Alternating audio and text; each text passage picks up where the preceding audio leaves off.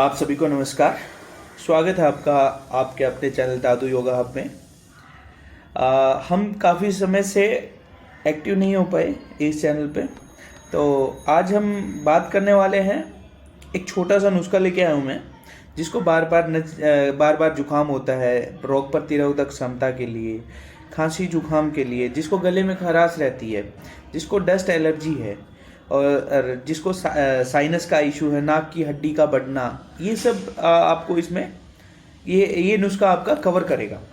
और बुढ़ापे में याद की शक्ति कमज़ोर होना और बार बार जुकाम होना, खांसी होना, उसके लिए एक छोटा सा नुस्खा है जो आप घर पे भी तैयार कर सकते हैं। और आप डॉक्टर के पास जाएंगे, डॉक्टर आपको 10 दिन के 2,000 रुपये, 2,500 रुपये ये लगा के बैठते हैं।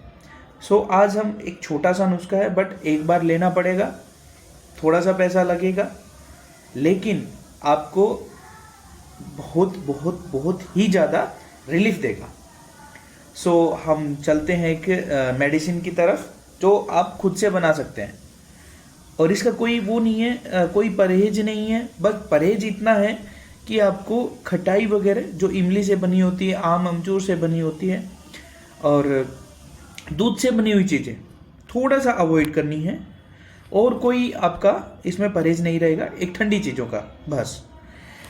तो हम अब चलते हैं हमारे एक मेडिसिन की तरफ। आपको लेना सीतोपलादी चूर्ण 50 ग्राम, सीतोपलादी चूर्ण 50 ग्राम, परवाल पिष्टी आपको लेनी है 10 ग्राम, और गिलोय सत्व आपको लेना है 10 ग्राम।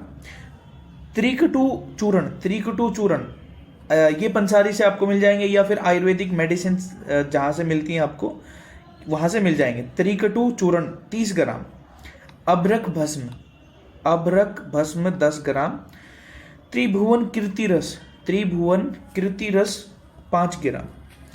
आपको इन सबको मिला करके और इस मात्रा में लेना है कि 1 चम्मच का चौथाई भाग, 1/4, 1 स्पून का 1/4 हिस्सा आपको शहद के साथ में सुबह और शाम खाली पेट लेना है।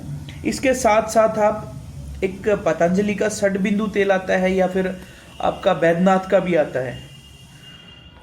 मैं किसी कंपनी को प्रमोट नहीं कर रहा, बट मैं आपको बता रहा हूँ ये तेल अच्छे हैं। और चैनल को ज़्यादा से ज़्यादा सब्सक्राइब करें, लाइक करें, शेयर करें। बहुत अच्छे नुस्खे अब हम रूटीन से लेके आएंगे। बीच में कुछ कारणों की वजह से चैनल को होल्ड रखना पड़ा।